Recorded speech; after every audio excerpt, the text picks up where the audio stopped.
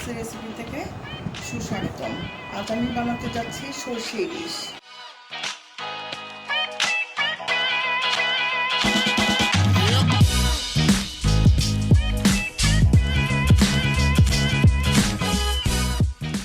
এর জন্য আমার যা যা লাগছে,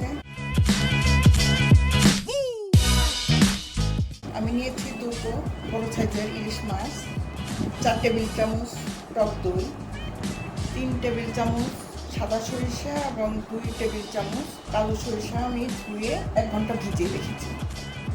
আর লাগছে লবণ, ফোড়নের জন্য কালো জিরা, ছোটো সাইজের 20টি কাঁচামরিচ, আর দেশি 6-7টি পেঁয়াজ কুচি করে নিয়েছি।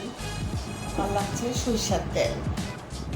হলুদ নিয়েছি 1.5 চা চামচ, মরিচ নিয়েছি 2 চা চামচ, জিরা গুঁড়ো নিয়েছি 1 চা চামচ, রসুন নিয়েছি 1 চা চামচ। এখন আমি মাছ কেটে ধুয়ে নিব।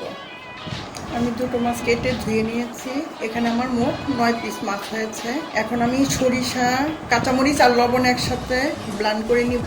এটা একসাথে ব্লেন্ড করে নেওয়ার মানে সরিষাটা তেতো কম হবে।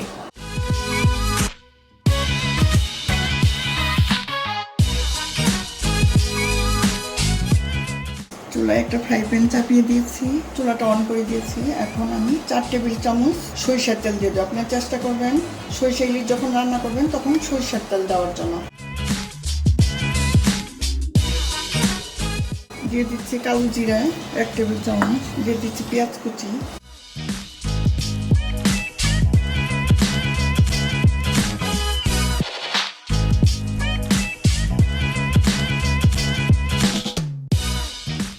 পেঁয়াজটা একটু ভাজা হয়ে গেছে, কিন্তু আমরা লাল করব না। লাল না করে এখন আমি রসুন বাকি মশলাগুলি দিয়ে দিচ্ছি। আপনার ধাবে ধাবে মশলা দিবেন।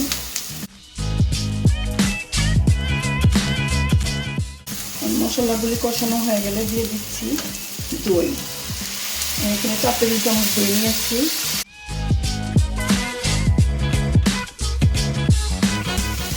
দই দিয়ে কষানো হয়ে গেছে। এখন আমি দিয়ে দিচ্ছি সরিষা বাটা।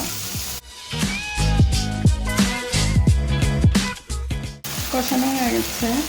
আমি এখন দিয়ে দিচ্ছি লবণ। লবণ যার স্বাদ অনুযায়ী দিবেন।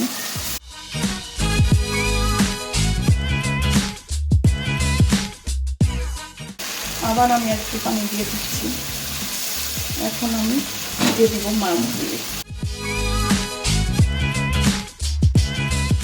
মাছগুলো আপনারা দিবেন 1 পিঠ হলে আস্তে করে আরেকটি চামচের সাহায্যে উল্টো করে দিবেন।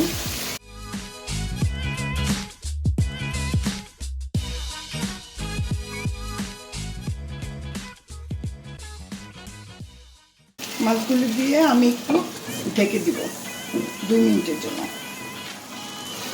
2 মিনিট হয়ে গেছে। এখন আমি ঢাকনাটা তুলে সবগুলি মাছ উল্টে দিচ্ছি। আপনারা যখন মাছ উল্টাবেন তখন দুধের চামচের সাহায্যে উল্টাবেন, নাহলে ভেঙে যেতে পারে।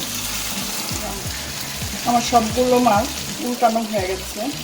আমি আবার এখন কয়েক মিনিটের জন্য ঢেকে দেব। আরও 4 মিনিট রান্নার পর আমি কাঁচামরিচ কয়েকটা ছড়িয়ে দিচ্ছি। এভাবে এখন কম জালে আমি 2 মিনিট আরও রান্না করব। আরও কয়েক মিনিট রান্নার পর যখন আমরা দেখব উপরে তেল ভেসে উঠেছে তখন মনে করব এটা হয়ে গেছে। এখন আমি নামিয়ে নিব। আর আপনারা যদি মনে করেন যে তেল কম হয়েছে, আপনারা পরে একটু সরিষার তেল ছড়িয়ে দিতে পারেন। মাছগুলো প্লেটে বেড়ে নিয়েছি। দেখুন দেখতে যেরকম সুন্দর হয়েছে, খেতেও আশা করি সেরকম সুন্দর লাগবে। খুবই মুখরোচক হবে। যদি ভালো লাগে আপনারা রান্না করবেন, খাবেন এবং প্লিজ আমার চ্যানেলটি সাবস্ক্রাইব করবেন। আপনাদের সহযোগিতাই আমার কাম্য। আর আপনাদের সহযোগিতা পেলেই আমি আরও উৎসাহ পাবো, আরও রান্নায় আগ্রহী হব।